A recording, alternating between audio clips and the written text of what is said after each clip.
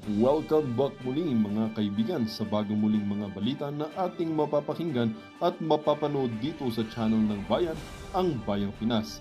Dito, ating matutunghayan ang mga bagay na nangyayari sa ating bansa, partikular na umano sa loob na mismo ng gobyerno at lalong-lalo na dito sa kasalukuyang administrasyon. Ngunit bago ang lahat, kung bago ka pa lamang sa ating channel ay siguraduhin mong ikaw ay mag-subscribe, pindutin ang notification bell at syempre piliin na rin ang all upang lagi kang maging updated sa mga balitang bago, totoo at walang bias. Syempre mga kaibigan at kung mga ating mga solid viewers naman dyan ay maraming salamat naman po sa inyong walang sawang pagsuporta. At huwag din pong kalimutang magpakita ng suporta sa ating channel sa pamamagitan ng pag-like at pag-share sa ating mga videos. At syempre mga kaibigan, kung meron ka naman pong hinaing at opinyon, ang ating comment section ay bukas para sa inyong mga opinyon at mga hinaing at kung ano po ang nais nyong sabihin sa ating mga gobyerno upang mabasa na nito. Heto na nga mga kaibigan, atin nang panoorin at pakinggan ang balitang ito.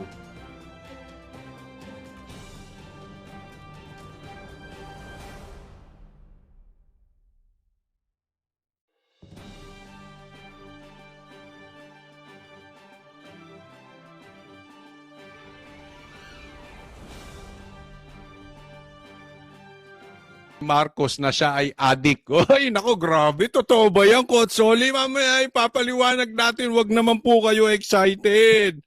Tungkol sa sabog sa kampanya. Mamaya. Pero ito muna pag-usapan natin dahil importante ito. Okay? Kasi ito na po ang strategy ng Team Bangag.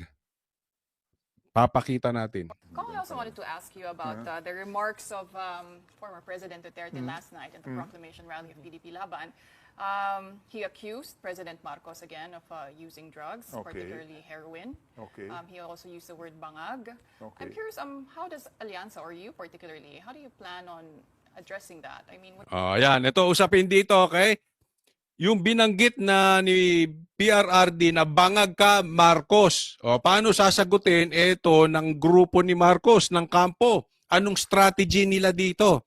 Kasi yung sasabihin ng mama na ito, yan po ang magiging maliwanag na strategy ng team sinusuka patungkol dito sa drug test or dito sa pagiging addict ni Marcos.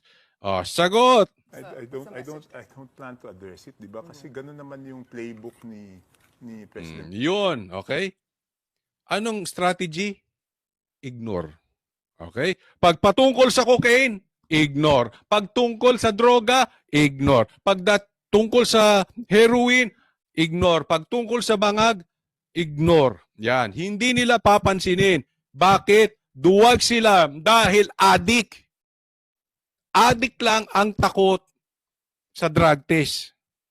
Duterte, 'di ba? Basat even before, 'di ba? Basat kalaban niya.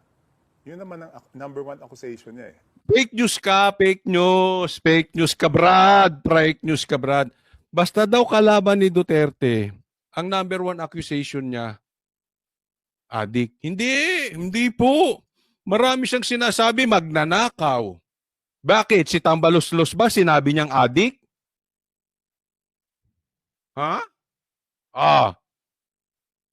Yung Quadcom, sinabi ba niyang addict? Ngayon, tanong ko sa inyo, sino sinungaling? Itong maman to ako. Di ba? Si Lenny, nakalaban niya. Binabanatan siya. Sinabi ba niyang addict? Sino sinungaling? Ako o siya? Yan ang mahirap. Sir, sorry. Naunawaan kita, trabaho mo ipagtanggol yan eh. Trabaho mo ipagtanggol yan. Alam ko, vlogger ako eh. Bakit? Kasi ako naawa dun sa mga kapwa ko vlogger na bayad para ipagtanggol si Marcos. Ay, talagang kawawa. Paano mo ipagtatanggol? Ano katanggol-tanggol kay Marcos? Paano mo ipagtatanggol si Marcos patungkol sa droga na isang takot magpa-drug test? Sige, paano ipagtatanggol? Ano mangyayari sa'yo? Magpe-fake news ka ngayon. Anong nangyari sa iyo ngayon? Magsisinungaling ka katulad nitong mama na ito. Trabaho lang eh. And the best na gagawin mo, ignore. Or magturo ka. Hindi ko masagot yung adik ako. Fentanyl, fentanyl, fentanyl, fentanyl, ganon. Hindi ko masagot yung adik ko eh. Pero yung bibig, gaganon-ganon na. Oh, anong gagawin nyo? Diba? Ignore, or magturo ka, or downplay mo. Tulad ng tingnan mo yung ginagawa nitong mama na to, ganon na ganon. Di ba? Either a drug user o drug pusher. Hindi. Hindi. Sinabi ba niyang drug pusher o drug user si Tamba? Ah. Adi ka ata, sir eh. Hindi. Tanong lang yun. Tanong lang. Naku, pambira. Oh. Nabubuko. Ang hirap ipagtanggol ng hindi ka tanggol-tanggol, no? Di ba? So bakit pa natin papatulan yung bagay na yun? Hindi mo talaga kayang patulan yun. Mati si Marcos doon. Mati. So in the coming sorties, we shouldn't expect President Bongbong to address that in any way. I hope not. Hindi, na mo. Sa mga susunod ba na sorties o rally ng Team Suka at saka Team Sinusuka, i-address ba nyo? Kung halimbawa, magsalita si PRRD, ay, adik ka, bangag ka talaga. Anong gagawin? I-address ba? Sasagutin ba ni BBM? Anong sagot nitong mama? I hope not. So pagtatanggol. Para sa kanya, ang datingan kasi noon, hindi niya sinasagot na kung dapat sagutin ni Marcos yung bangag siya. Ang sagot niya, sana hindi. Ano ibig sabihin? Para sa kanya, ang pinapalabas niya, tama na hindi niya sagutin. Alam mo dito pa lang sa mga lumalabas na ito, adik na talaga si Marcos. The way na pagtanggol nila, inaako na nila, sana hindi. Huwag mong aminin. Wag, ganon. Diba? Kasi bakit? Pag napunta ka dyan, babaong ka. Dahil pag sumagot ka ng patungkol sa droga, tapos hindi mo kayang backupan ng drug test, useless. Diba? Kaya, I hope not. Di ba? Wala eh. It's a playbook. It's already a formula. Hindi po kasi nungalingan yan. Lagi, sagutin nyo ko kahit sagutin nyo taong bayan, sir. Yung iba bang kalaban ni PRRD, sinabihan niyang bangag? Sinabihan niya bang drug lord o drug user? Hindi. Kaya wag mo pa ulit-ulitin yung playbook. It's not a playbook. It's for the real addict. Oh.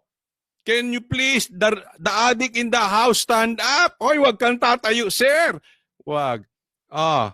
Yun. Diba? Ganun lang yun eh. Hindi playbook ni PRRD yun. Para kay Marcos lang talaga yun. Di ba? Pasat kalaban, o ikaw, pusher o user. Ganun lang naman yun. Hindi kasi ito yan, ha? Ako, I really hope na ang buong PDP ay magpa-drug test to force yung alyansa na magpa-drug test. I'm not saying na adik yung mga senatoriables ni BBM, itong Team Sinusuka. Hindi po. Para lang mapuwersa yung kanilang boss magpa-drug test. Dahil talagang iwas siya dyan sa drug test na yan. At alam mo, sir, hindi po ito para sa kampanya lang. Ito po ay responsibilidad ni Marcos na ipakita sa taong bayan na siya ay karapat-dapat. Manguna, isipin mo, ikaw sir, papayag ka ba ang driver mo adik? Kailan lang may nabalitaan ako. Isang mama, sobrang galit na galit. Di ko nababanggitin, isang malaking politiko. Ito, totoo to, kakakausap ko lang. Bakit galit na galit siya sa drugs? Kasi yung pamilya ng best friend niya, umiyak sa kanya. Bakit? Yung lalaking anak niya na adik, ginagahasa yung kapatid niyang babae. This is real talk.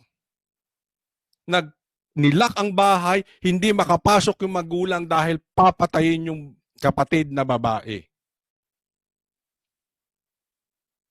2 araw ginagahasa.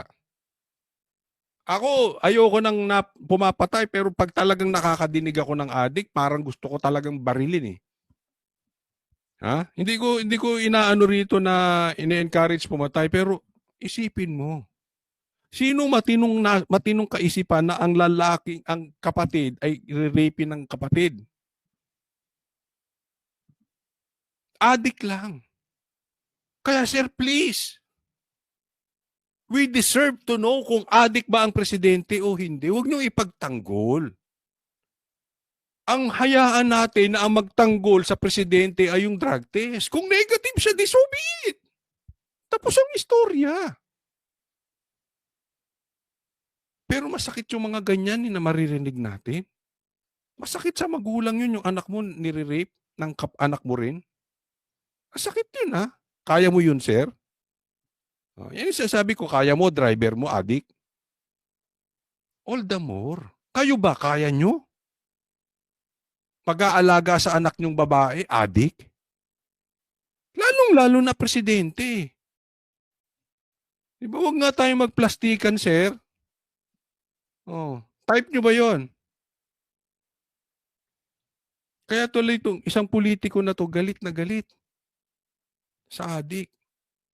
Buti na lang. Tanong! Si Marcos ba pag narinig yung balita na yon, magagalit? Si Marcos ba galit sa adik? Ah. As far as your candidates are concerned, your advice is don't comment on it. No need to respond to it. Ano, Ang tanong sa kanya, hindi na dapat mag-comment doon sa bangag issue. Hindi Oh, mo naman- sige. hindi nga namin tinitignan kung ano yung sinasabi nung... Really nung- don't Naku, hindi tinitingnan. Ay, sir, budol-budol ka rin ha, mana ka sa amo mo ha. Hindi tinitingnan. Pero yung mga sagot ni Marcos, sagot doon sa, ay, naku, budol-budol ka. nung kabila. Basta yung pinag-uusapan namin, ano yung plataforma, Lukuhin mo yun. Oh, anong platform? ano yung mga dapat mong paalam. Kasi may sarili naman silang... Mr. First of all, Sherry. 5 minuto lang yung time ng bawat isa. Strictly followed yan. Kasi kung strict kayo sa 4 to 7, malamang Oo. strict din yung Hindi, time sa stage. strict kami dyan. So, sisimula kami ng 4, kahapon napilitan kami ng 4:30 kasi medyo mainit pa. So, meron Sir, silang laging 5 mainit ang 4 o'clock. minutes. And they all follow naman. So, imagine, bakit nila aksayahin yung oras nila para sagutin yung isang bagay? Eh, ang importante, ulit, malaman ng Tanong mo ang ibig sabihin niya. Bakit sasagutin yung isyong bangag? 5 minuto lang yun. So bakit sasayangin mo yung plataforma? Hindi, kunwari ako senador. Isa lang hindi ko pagtatagaling ng 30 seconds para maisingit yun, sir. Sasabihin ko sa inyo, ako hindi adik at willing ako magpa-drug test anytime. Just tell me, basta sabay-sabay tayo magpa-drug test. Kung sino naghamon, magpa-drug test din, sabay kami. Tapos, may ilang segundo yun, sir. Huwag na tayo magpalusot. Hindi ito para kayong quadcom eh. Plastic.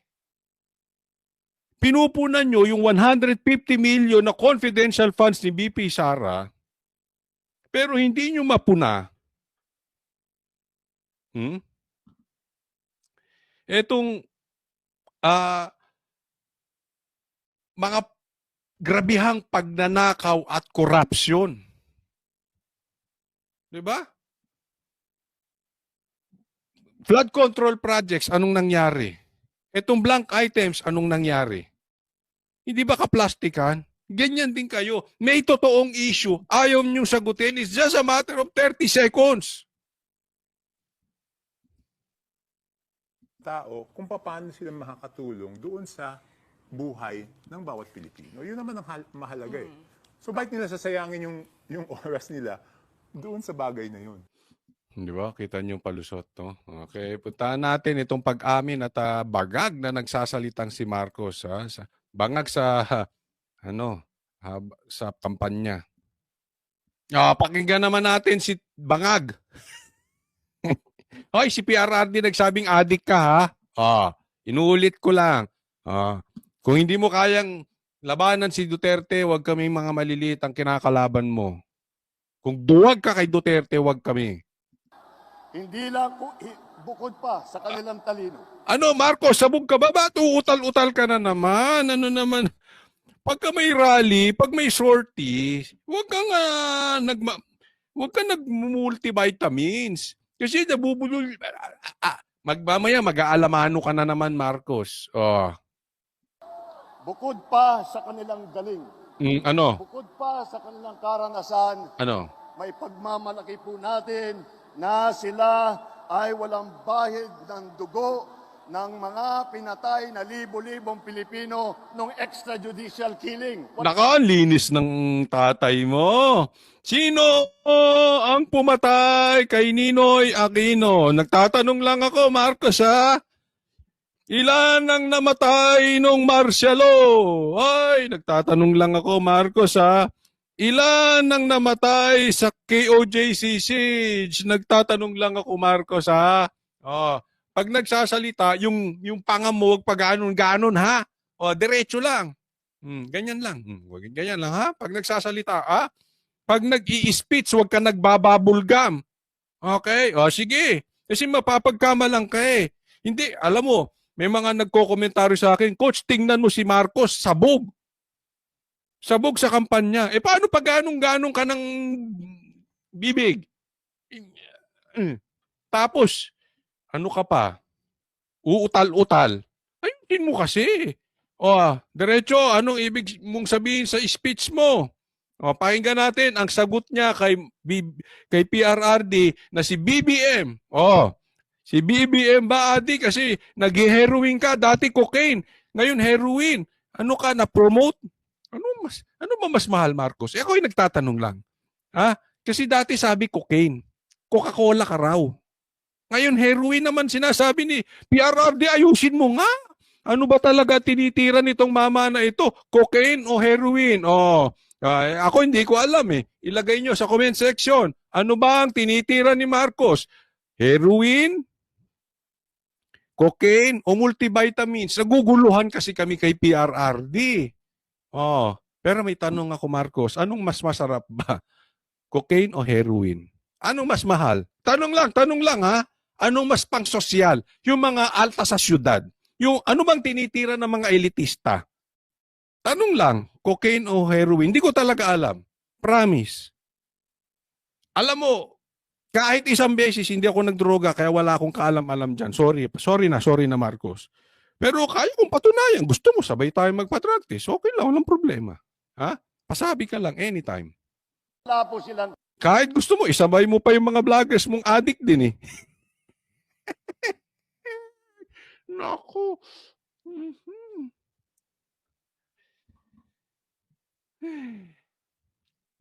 Pero ito pala, may sasabihin ako sa inyo, ha? Bago tayo mapunta sa adik-adik. May nababalitaan ako.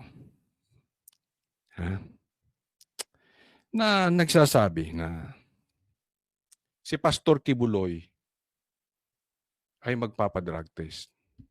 Nag-aantay na lang ng go signal kung papayagan siya ng korte. Kasi alam nyo naman, nakakulong si Pastor Kibuloy eh. So, bawat galaw niyan, kailangan pinapaalam. No? And willing siya.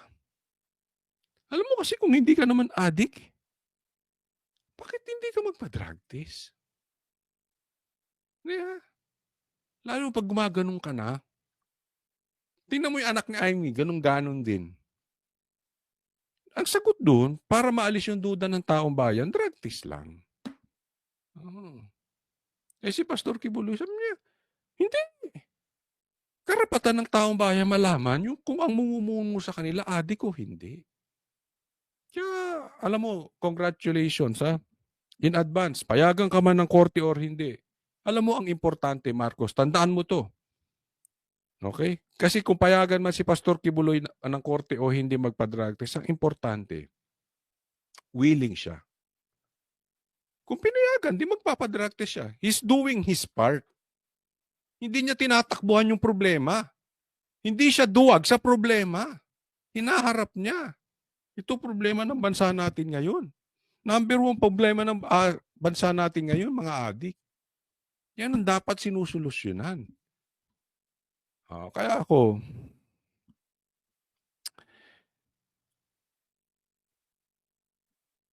talagang natutuwa kay Pastor Kibuloy dahil siya magpapadrug test. At, ang pangalawang sinasabing problema ng Pilipinas ay yung pagtaas talaga ng mga bilihin.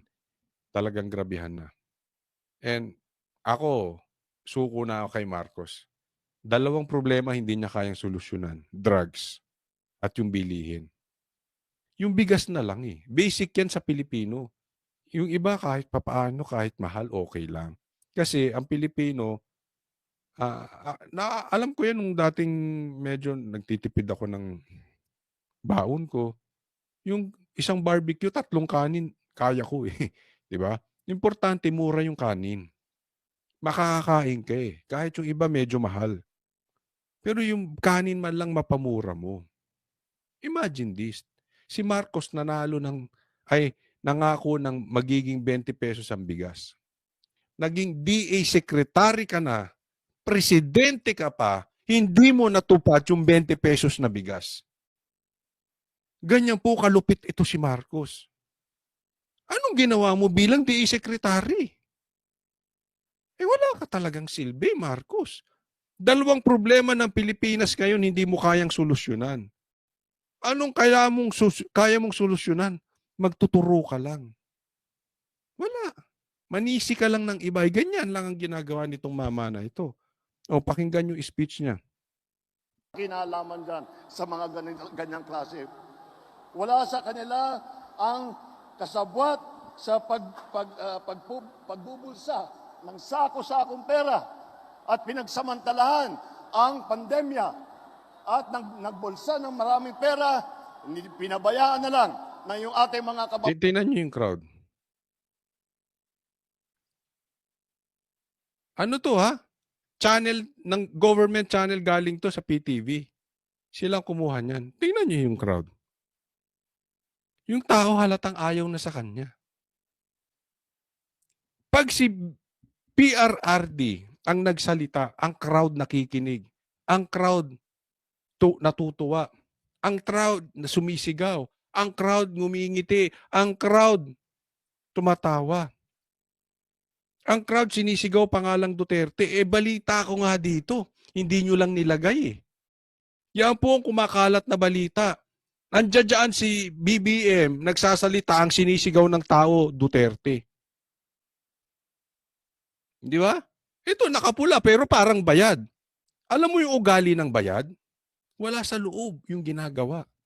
Basta matapos ko yung ginawa ko. Yung trabaho ko, okay na. Ganyan ang taong bayad. Alam mo yung nasa puso eh. Diba? Ang layo. Tingnan nyo ang views ng proclamation ng alyansa. I-compare nyo sa views na lang ng proclamation ni Pastor Kibuloy. GMA yan ha. Sila nag-cover, hindi SMNI, mainstream media. Buong proclamation ng Team Bangag, talo ng iisang tao. Proclamation ni Pastor Kibuloy. Proclamation ng buong PDP, mas lalo na, nilamon sa views at engagement itong proclamation ng PDP. Diyan pa lang kita mo na yung interest ng taong bayan eh. Huwag na tayo maglokohan, Marcos. Ang nololoko nyo lang yung kaya nyong bayaran. Yan ang style nyo ni Mr. Ayuda eh. Di ba? Hakot pa nga daw yung crowd nyong yan. Bayan ay magkasakit o mamatay. Wala rin sa kanila ang sip-sip sa China. Titignan mo itong mama na to. Ginamit pa ang China. Ginagamit ang ibang bansa para sa politika niya. Di ba ang corny? Diyan mo nakikita yung kababawan. Alam nyo, eto ako hindi nagiging Team China. But you do your research. Sino ang nang-api sa Pilipinas? Amerika, China. Sinong sumakop sa Pilipinas? Amerika, China. Sinong nangingialam sa Pilipinas? Amerika o China? Eto, tingnan ko kung bias kayo o hindi. Sino ang mas angat ang ekonomiya? Amerika o China? Manood kayo. Manood kayo. Sa YouTube, nilalamunan ng China ang Amerika. Bakit? Pumunta sa demonyo tong Amerika eh. Kung ano-anong batas ng mga inano nila na malayo na sa Kristyanismo. Diba, ang China hindi naman Kristiyano, pero maayos sila. Trabaho lang sila ng trabaho eh. Itong Amerika, sakop ng sakop. Nangingialam eh. Ngayon, posibleng umangat ang Amerika dahil ako hindi nagiging bias, mag-research kayo. Hindi po kinakampihan ng Duterte China. Ito po ang gusto nilang optics na ang Team Duterte ay China, hindi po. Doon lang tayo sa kung saan makakatulong. Doon lang tayo sa totoo. Sino ba ang nananakop at gumagamit sa Pilipino? Sino ba ang may EDCA? Sino ba ang may US base dito? Sino ba may base militar dito? China ba o US? Sino ang nilalagay tayo sa alanganin? China o US? Huwag na tayong maglokohan, Marcos. Yang trick mong China na yan, optics lang yan. Yan lang ang gusto nyong palabas. Spin nyo yan, Marcos eh. Tingnan mo, yung spin mo, wala kang influence. Walang nanonood sa speech mo eh. Para kang ang sabog mag-speech. Hindi ko alam kung high ka, adik kan talaga. Or talagang tumitira ka bago mag-speech dahil hindi mo kaya ng walang droga. Ako'y nagtatanong lang ha. Kasi tingnan nito ha. Bakit pipilit mo nang ipipilit yung patungkol sa China? Yung grupo mo nga nagwawatak-watak eh. Anong sabi ng grupo mo dyan? Ayaw nila sa negative campaigning. Opinion mo daw yan. And here you are, nag-negative campaigning ka pa rin. Yung grupo mo nga wala kang influence. Yung iba nga hindi na nag-attend dyan eh. Hindi ka ba nakakapansin? Yung iba nga umiiwas. Tingnan nyo difference na itong bongbong na ito kay PRRD. Yung katim niya dumidistansya sa kanya. Yung team ni PRRD, pirmi ang dikit sa kanya at pirmi ang gamit sa pangalan ni Duterte. Bakit? Tama kasi ang ginagawa. Tama ang direksyon. Ikaw mali. Until now, yung kampanya mo, kabobohan pa rin. Nasa China ka pa rin hanggang ngayon. Ito hindi niya masagot. Sagutin mo yung drug test. Sagutin mo yung bangag. Alam mo yung ginagawa ni Marcos na yan? Ayan ay pag-amin na siya ay adik. Adik ka talaga, Marcos. Talaga sa aking opinion, ano pa ba yan? Sinabi ng grupo mo ayaw nilang negative campaigning. Sinabi ni PRRD bangag ka. Anong sagot mo, China? Tanong, sino ang adik ngayon sa atin? Yung Team Suka o ikaw? Ang layo na sagot mo, sabi bangag ka eh. Anong sinasabi mo? China. O talagang sadyang bobo ka lang? O talagang sunog na yung utak mo sa droga? Di ba? Ano itong klaseng mama na ito? Pero okay yan. Gaya ng sinabi ko sa SMNI, matuwa tayo. Bakit? Sama ng sama sa kampanya. Yan ang magpapatalo sa kanila. Kita mo, didistansya na yung iba dyan. Nagsisimula na nga dumistansya si Erwin tsaka si Tito eh. Ayaw nila ng negative campaigning eh. O, di ba? Grupo mo mismo nilalaglag ka. Grupo mo wala kang influence. Inutil ka. I mean, you are a useless leader. Na tuwang-tuwa, sumisigaw, tuwang-tuwa pagka yung ating mga Coast Guard ay binobomba ng mga malalaking barko. Sino? Sinong natutuwa? Sino sumisigaw? Fake news ka na naman. Ang bubudol ka na naman, Marcos. Katangian mo talaga. Sabagay, ang magnanakaw ay kamag-anak ng adik. Nako. Budol-budol talaga to. Ang sinungaling ay kamag-anak ng magnanakaw.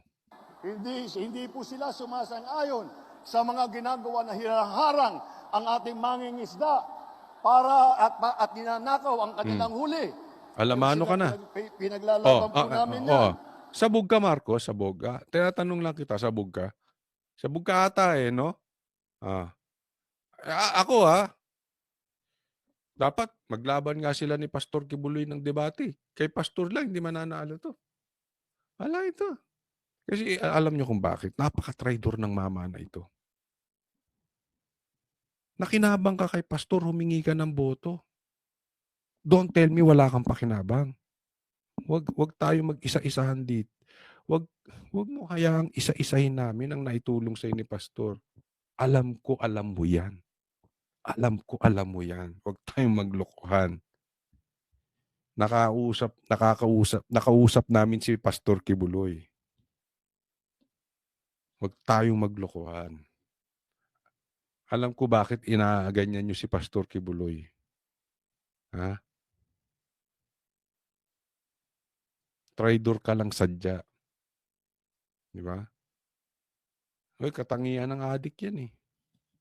Sabi ko nga, hanggat hindi ito nagpapadrug test, adik ang tawag dito ng mga Pilipino. Wala sa kanila ang nagtataguyod ng mga Tingnan mo, parang binabasa na lang, hirap na hirap pa. Nakita mo yung speech ni Marcos, ay ni PRRD? Di ba? Kalmado. Relax ka lang, Brian. Relax. Ikaw ang presidente. Kalma. Agitated ka, para ka nakatira ng heroin eh. Kalma lang.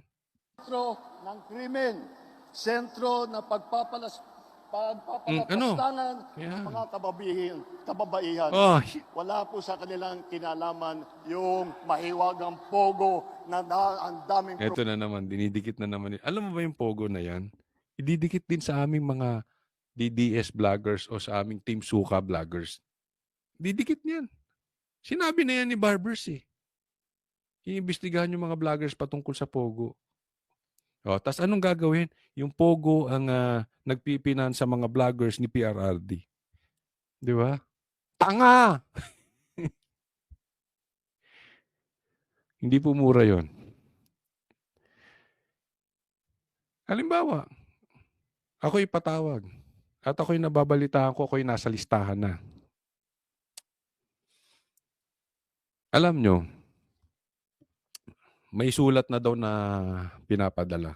May intel ako na kasama na po tayo sa listahan. 4 na po kaming banateros kasama sa listahan. Kahit anong piga mo, wala ka makukuha ang piga sa amin na bahid droga at bahid pogo. Una sa lahat, ayoko ng gambling. Kahit idikit mo ng idikit yan, alam ng mga tao sa paligid ko, ayaw ko ng droga, ayaw ko ng sugal. Kaya bahala kayo. Wala kayong mahanap na ebidensya patungkol sa sugal sa akin. Kahit saan, halughuguin mo mga kasino, halughugin nyo ang mga tapes, video ng mga pogo. You've got nothing on me. Good luck sa inyo. Pogo pa more. Bobo rin talaga itong mga to. problemang binigay sa atin, ang daming sinaktan na ating mga kababayan. Tayo ngayon ay humaharap sa ating Marcos, parang nangingitim ka. Hindi, maitim din ako pero there's something with Marcos. Hindi naman to nagta-tricycle. Hindi naman to nagbibisikleta. tinitingnan po natin kung saan ang tutunguan ng Pilipinas. Yan po ang halaga nitong eleksyon po na ito. Ang mahalaga ang eleksyon na ito dahil sa eleksyon ito, sa pagboboto ninyo, Ano? mamimili po kayo Ng ano? kung tayo Ng ba adik. ay babalik. Kung tayo ba ay babalik Look at the crowd. They don't even care what you are saying. Sa Tagalog, adik ka. Hoy, sa pool, di ba? Wala eh. Kayo, mga bashers, I dare you, punta kayo sa rally ng PDP na nandun si PRRD. Ang layo. sa panahon Alam nyo, may ikukwento akong konti, no? Patungkol sa rally. Pero mamaya. na gusto na ating mga liderato ay ang Pilipinas magiging probinsya na. Yung tungkol kay...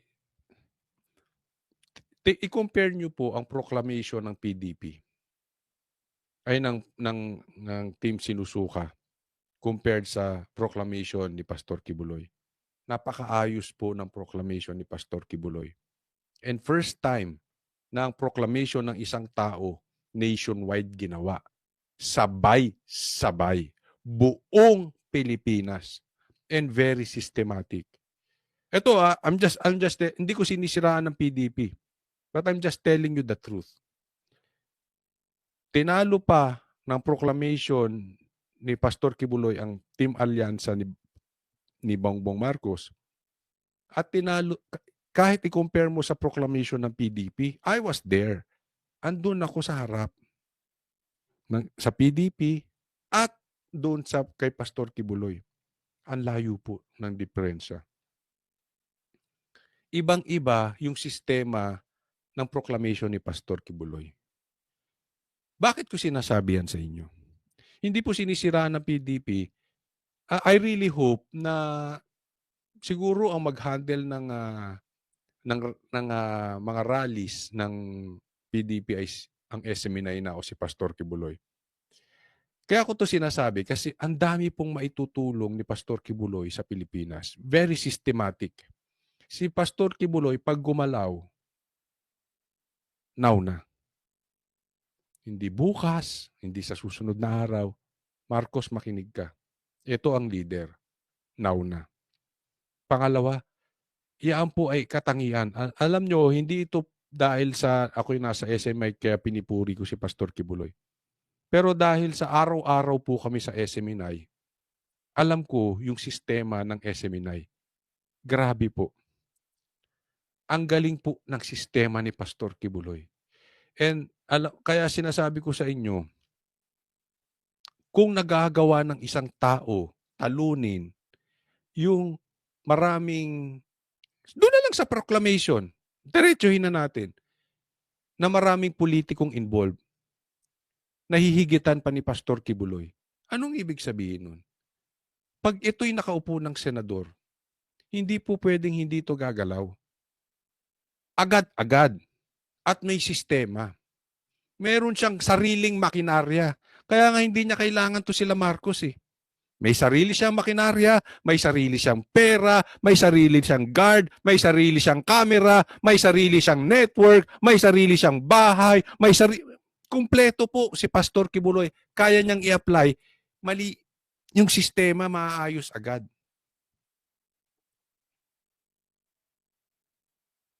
Hindi katulad nitong sila BBM na kalat-kalat.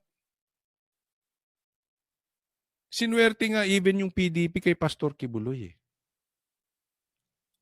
Kaya nga ginigipit si Pastor Kibuloy. Dahil alam ni Tamba at ni Marcos, eto sabihin ko sa inyo, alam ni Marcos, makakatulong si Pastor Kibuloy sa kampanya ng PDP. Dahil pag hinawakan niya ang kampanya ng PDP, very systematic. Alam niya yan. Kaya ginigipit ulit na naman si Pastor. Isipin nyo, nasa ospital may sakit. Pinilit ibalik sa Pasig, BJMP. Ganyan sila katindi.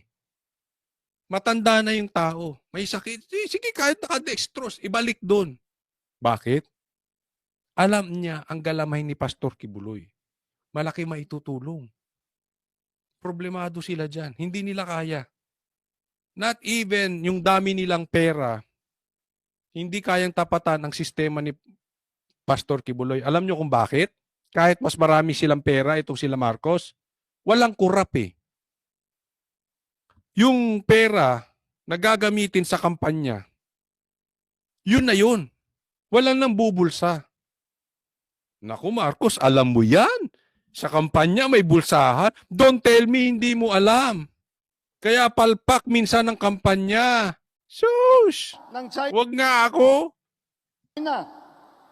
Sana naman di na po tayo babalik sa nakaraan na ibinubugaw ang ating bayan bilang sugalan ng mga dayuhan. Sino ba nagbubugaw? Binubugaw mo kami sa Amerika?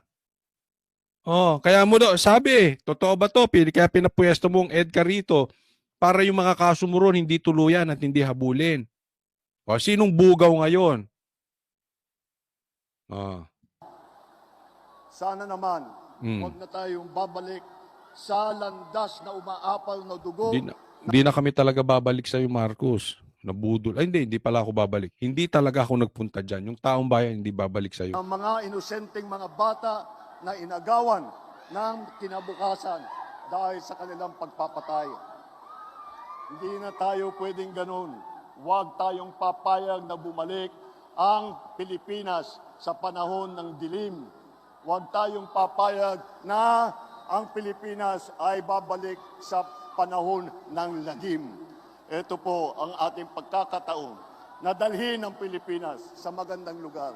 Ito ang ating pagkakataon Parang sabog si Marcos no? Ano sa opinion nyo? Lagay nyo nga. Parang sabog eh. na maglagay po tayo ng ating mga leader na sila ang mangunguna para dalhin ang Pilipinas sa mas magandang kinabukasan. Ang isang Pilipinas na progresibo. Pilipinas na progresibo. 3 taong ka na wala kang nagawa. Yung mga kinakandidato mo, yung kinakampanya mong kandidato pala, ng mga senador, ilang beses na naging senador. Progresibo ba Pilipinas? Di ka ba talaga, Marcos? Ano pinagsasabi mo? Talagang sabog ito. Anong progresibo? Asan ang progresibo, Anong tulay na nagawa mo? Ang isang Pilipinas na may malasakit para sa isa't isa. Ano may malasakit? Balita ko nga, pati yung malasakit center, tinanggalan nyo ng budget. Yung malasakit center ni Senator Bongo. Totoo ba yon? May malasakit, yung malasakit center ni Bongo, tinanggal nyo.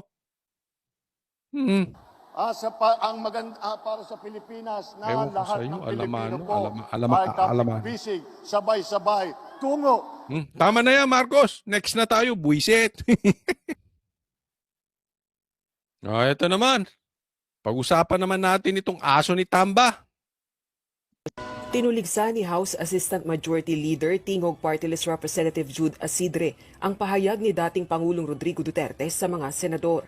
Ginawa ng dating punong ehekutibo ang pahayag sa proclamation rally ng pinangungunahang political party, ang PDP Laban. Marami kasi sila. Ano dapat ang gawin natin? Natin yung mga senador ngayon para mabakante. Kung makapagay tayo ng mga 15 na senador, pasok na tayo lahat.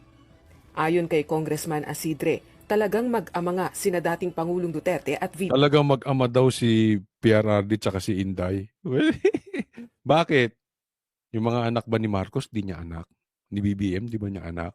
Talagang mag-ama yan. Si PRRD tsaka si Sara. Siguro may alam ka, si Dre, no? Hindi anak ni Marcos yung mga anak niya. Kaninong anak yon? Ikaw may sabi niya na talagang anak niya. Anak talaga ng presidente yan si Inday. Yung anak ni Marcos, anak niya ba talaga? Nagtatanong lang po. Sara. Kabilang sa articles of impeachment laban kay VP Duterte ang ginawa nitong pagbabanta umano kina Pangulong Bongbong Marcos Tingnan mo ang labi. Diba? Oh, Jr., First Lady Lisa Araneta Marcos at House Speaker hindi mapirmi. Pirmi mo nga yung bunganga mo. Ulit-ulit. Diba? Oh. kina Pangulong Bongbong Marcos Jr., First Lady Lisa Araneta Marcos at House Speaker Martin Romualdez. Giit ni Representative Asidre, hindi biro ang pagbabantang pumatay ng opisyal ng gobyerno. Pagpapalaganap anya ito ng kultura ng karahasan at pagpapahina sa demokrasya.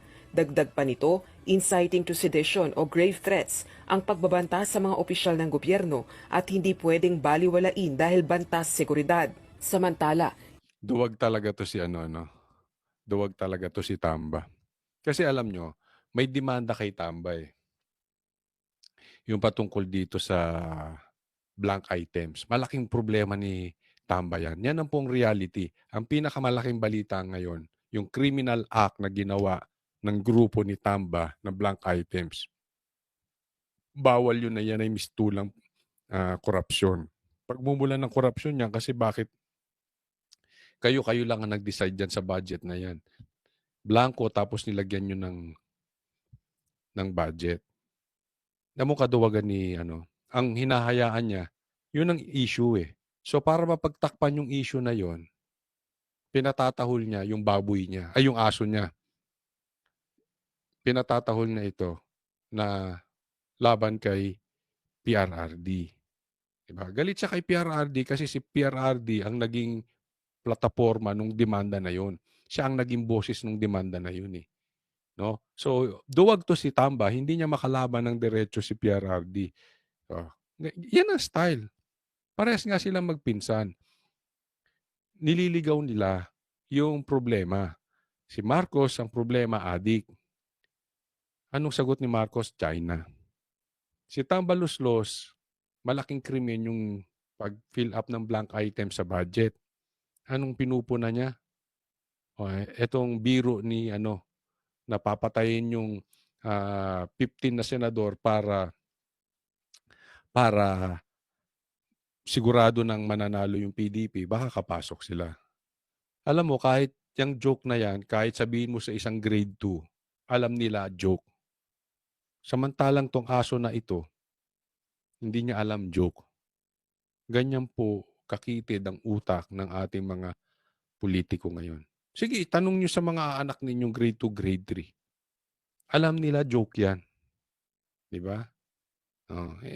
Mapagpatulto mga ito, talagang mahihina ang utak eh. walain dahil bantas seguridad. Samantala, inudyukan naman ni House Deputy Majority Leader Iloilo 3rd District Representative Lawrence Defensor ang mga senador na umaksyon na sa impeachment complaint laban kay Vice President Sara. May babala rin sa publiko si Congressman Defensor na isa sa magiging House Prosecutor sa nakabinbing impeachment trial ni Vice President Sara Duterte. Hindi biro yon. Conditioning yon para ma-normalize ang salitang pagpatay sa isip ng mga Pilipino. Kasi magiging depensa din yun nila sa impeachment trial. Ayan. Ito, paliwanag ko ha. Mind conditioning yon na nagbibiro si PRRD kasi pagdating sa impeachment ni BP Sara dahil may binanggit si BP Sara na pagpatay, papatayin, i-defense nila na biro, i-defense ng kampo ng Duterte, ng Team Suka na biro lang. So, mind conditioning. So, ibig sabihin, inuuna na nila kasi gagamitin. Hindi gagamitin ni BP Sara yan. Kasi tanga lang talaga ang hindi nakakaintindi. Ang sabi ni BP Sara, napakaliwanag. Naginugulo nyo lang. Pag ako namatay, patayin mo yung 3 itlog. Patay na ba si BP Sara? Pangalawa, ibig sabihin nun, inaamin nyo na meron talaga kayong tangka, patayin si BP Sara.